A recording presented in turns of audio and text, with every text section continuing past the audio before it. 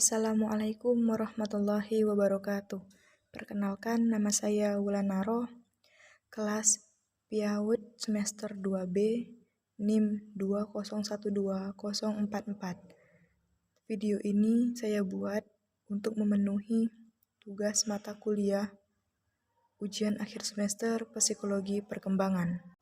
Baiklah, di sini saya akan menjelaskan materi perkembangan masa postnatal 3 tahun pertama. Yang pertama itu perkembangan fisik. Pada tahap ini, perkembangan dialami seorang individu dimulai pada saat bayi mencapai umur 3 tahun. Pertumbuhan gigi dimulai di usia 3-4 bulan. Tetapi biasanya gigi pertama akan muncul pada usia 5-9 bulan, atau bahkan lebih lama. Di usia 3 tahun, semua gigi utama telah tumbuh dan anak dapat makan apapun dan mengunyah makanan apapun. Dalam perkembangan fisik ini sendiri mempengaruhi perilaku otak dan refleks. Pertumbuhan dan perkembangan fungsi otak terjadi secara tidak teratur dan dapat tumbuh dengan pesat pada waktu yang berbeda. Sedangkan refleks merupakan respon otomatis dan alami terhadap rangsangan. Nah, perilaku refleks dikontrol oleh inti otak bagian bawah yang mengatur proses otomatis lain, seperti menghirup udara dan detak jantung. Lalu selanjutnya, perkembangan fisik ini mempengaruhi kemampuan sensori awal. Nah, indera bayi berkembang dengan cukup signifikan dalam beberapa bulan setelah kelahiran, yang meliputi perkembangan sentuhan dan rasa sakit. Nah, sentuhan merupakan indera pertama yang berkembang, dan dalam beberapa bulan pertama, sentuhan merupakan sistem sensor paling matang dari yang lainnya. Lalu yang kedua, mencium dan merasa. Nah, indera penciuman ini mulai berkembang pada saat di rahim. Bayi membutuhkan beberapa hari pengalaman untuk belajar bau tubuh ibu mereka. Pemilihan rasa manis lebih disukai bayi, dan ini merupakan hal yang alami. Lalu yang ketiga, pendengaran. Pendengaran telah berfungsi sebelum bayi dilahirkan. Bayi 3 hari dapat mengetahui suara dari mereka yang telah didengar sebelumnya. Selanjutnya ada penglihatan. Mata seorang bayi yang baru lahir biasanya lebih kecil dibandingkan orang dewasa, serta bayi yang baru lahir buta di cahaya yang terang. Selanjutnya ada perkembangan motoris. Secara alami, bayi hanya membutuhkan ruang gerak untuk bereksperimen dalam tingkahnya dan membutuhkan kebebasan untuk melihat apa yang bisa mereka lakukan. Nah, ada juga kontrol kepala. Setelah lahir, bayi biasanya dapat menggerakkan kepalanya ke kiri dan ke kanan ketika ditidurkan terlentang. Nah, ketika ditidurkan tengkurap, banyak yang mengangkat kepala cukup tinggi untuk dapat diputarkan. Lalu ada juga kontrol tangan. Pada usia 3,5 bulan, bayi biasanya dapat menggenggam benda berukuran sedang, seperti mainan, tetapi kesulitan untuk mengambil objek ukuran kecil. Beberapa bulan setelahnya, ulang tahun ketiga, seorang anak dapat menyalin lingkaran dengan baik. Lalu ada juga locomotion. Setelah 3 bulan, bayi akan mulai berguling dengan sengaja, duduk tanpa sandaran pada usia 6 bulan, dan bisa duduk tanpa bantuan sekitar 2,5 bulan kemudian, antara 6 dan 10 bulan lah. Sebagian bayi juga sudah mulai merangkak dan merayap dengan kekuatan mereka sendiri. Nah, dalam beberapa minggu setelah ulang tahun pertamanya, anak normal akan berjalan dengan baik. Pada usia 3 tahun, sebagian besar anak juga dapat berdiri seimbang satu kaki dalam waktu yang sebentar saja, dan mulai melompat dengan satu kakinya. Selanjutnya, perkembangan kognitif. Nah, di sini ada beberapa pendekatan. Yang pertama ada pendekatan behavioris. Pada pendekatan ini bertujuan sebagaimana perilaku berubah dalam respon terhadap pengalaman. Lalu ada pendekatan psikometrik. Dalam pendekatan ini mengukur perbedaan kuantitatif dalam kemampuan kognitif dengan menggunakan tes yang menyatakan atau memprediksi kemampuan tersebut. Seperti perkembangan dan tes intelijen, tes perkembangan untuk anak-anak dan bayi, serta penilaian interaksi awal terhadap lingkungan rumah. Selanjutnya ada juga pendekatan Piaget.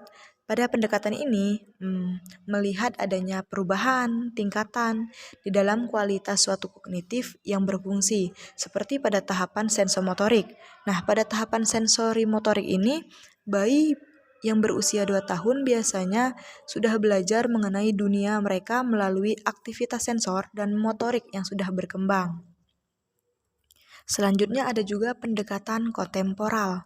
Nah, pendekatan ini merupakan pendekatan baru untuk menambah pengetahuan tentang perkembangan kognitif bayi dan anak, seperti pendekatan pemrosesaran informasi, pendekatan neuroscience kognitif, serta pendekatan sosial kontekstual. Selanjutnya ada perkembangan psikososial. Di dalam perkembangan psikososial ini terdapat dasar-dasar perkembangan psikososial sendiri, seperti yang tertera berikut ini. Ada emosi. Nah, emosi ini merupakan bagian dari aspek efektif yang memiliki pengaruh besar terhadap kepribadian dan perilaku seseorang. Emosi bersifat fluktuatif dan dinamis. Artinya perubahan emosi sangat tergantung pada kemampuan seseorang dalam mengendalikan diri. Lalu, selanjutnya ada tanda-tanda munculnya emosi. Nah, bayi yang baru lahir akan menunjukkan ekspresi ketika mereka tidak bahagia. Mereka menangis dengan kencang, menggerak-gerakkan tangan dan kaki, dan mengakukan tubuhnya. Sangat sulit untuk mengetahui kapan mereka sedang senang. Lalu yang ketiga ada tersenyum dan tertawa. Nah, senyuman kecil paling dini terjadi secara spontan segera setelah lahir, yang ternyata adalah hasil dari aktivitas sistem saraf subkortikal. Senyum sadar paling dini dapat ditimbulkan oleh sensori halus, seperti menggoyangkan dan meniup kulit bayi. Nah, pada sekitar bulan keempat, biasanya bayi tertawa keras ketika dicium di perut ataupun digeletik. Pada bulan ke-6, mereka mungkin terkekeh merespon ibunya yang mengeluarkan suara aneh. Dengan tertawa tiba-tiba, bayi menunjukkan bahwa mereka tahu apa yang mereka harapkan. Lalu yang keempat ada empati.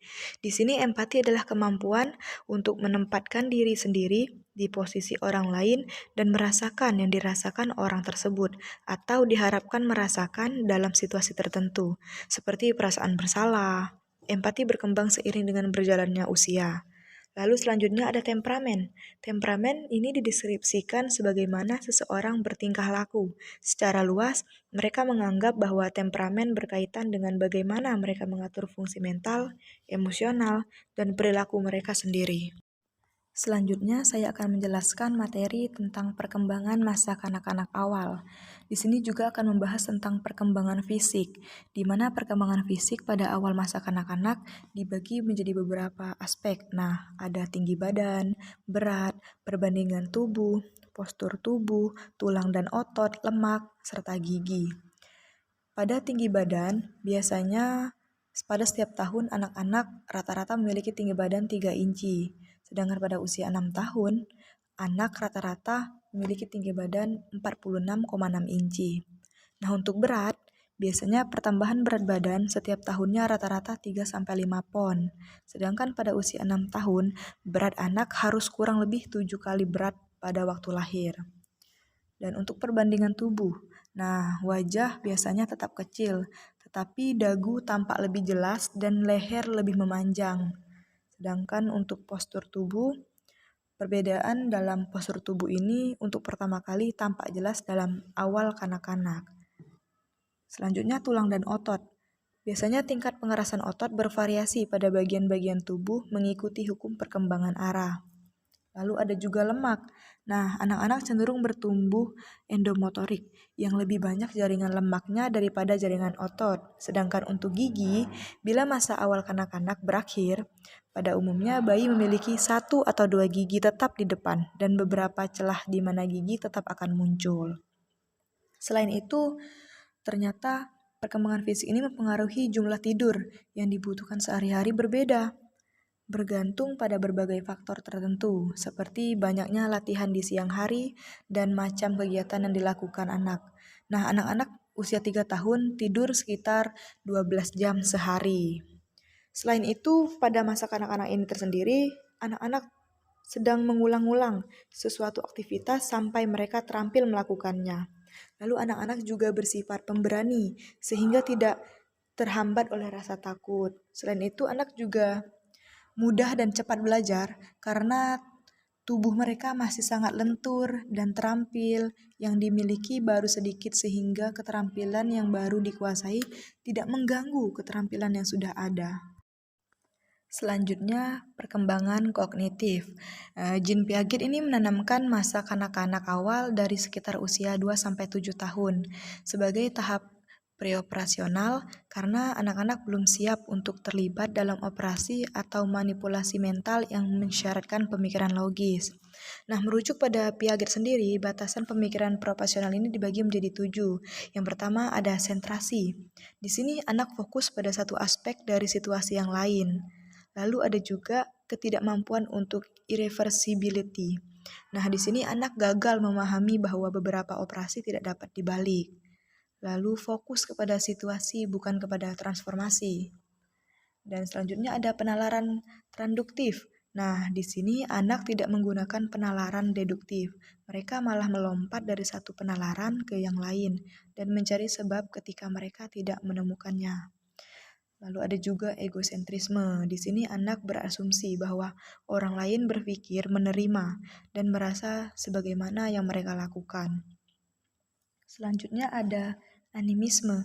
Di sini anak mengatributkan kehidupan kepada objek yang tidak hidup. Lalu anak juga mampu membedakan penampakan dengan kenyataan. Selanjutnya, perkembangan psikososial. Nah, secara kronologis, masa kanak-kanak ini adalah masa perkembangan dari usia 1 atau 2 tahun hingga 5 atau 6 tahun. Perkembangan biologis pada masa ini berjalan pesat, tetapi secara sosiologis ia masih sangat terikat oleh lingkungan dan keluarganya. Oleh karena itu, fungsionalisasi lingkungan keluarga pada fase ini penting sekali untuk mempersiapkan anak terjun ke dalam lingkungan yang luas, terutama lingkungan sekolah. Nah, adapun berikut ini tugas-tugas perkembangan pada fase ini meliputi yang pertama, belajar berbicara. Misalnya, mulai dengan menyebut kata ibu, ayah, dan mama, serta benda-benda sederhana yang ada di sekitarnya. Lalu, belajar membedakan jenis kelamin antara laki-laki dan perempuan dan bersopan santun. Selanjutnya, belajar mengadakan hubungan emosional selain dengan ibunya, ayahnya, dengan saudaranya juga bisa. Lalu juga ada belajar membedakan hal yang baik dengan hal yang buruk. Membentuk konsep-konsep atau pengertian sederhana tentang kenyataan sosial dan alam, serta mempersiapkan diri untuk membaca. Nah, selain itu ada juga ciri-ciri masa kanak-kanak awal. 1. Usia yang mengandung masalah atau sulit. Biasanya anak-anak masih memiliki masalah atau kesulitan yang sulit mereka selesaikan. Yang kedua, usia mainan. Maksud dari usia mainan ini, anak-anak lebih suka bermain ketimbang belajar. Lalu yang ketiga, usia prasekolah. Nah, pada masa ini anak-anak biasanya dipersiapkan di lembaga PAUD ataupun TK untuk menuju ke sekolah dasar. Yang keempat, usia belajar berkelompok. Pada usia ini, anak-anak lebih gemar belajar bersama teman-temannya ketimbang secara mandiri. Yang kelima, usia menjelajah dan bertanya. Nah, pada usia ini, anak-anak lebih sering menjelajah atau lebih sering bereksplor. Mereka memiliki keingintahuan yang tinggi dan sering sekali bertanya. Lalu usia meniru dan kreatif. Di sini anak-anak sangat memiliki kreativitas tinggi dan sering meniru orang-orang dewasa. Nah, mungkin hanya itu yang bisa saya jelaskan. Terima kasih.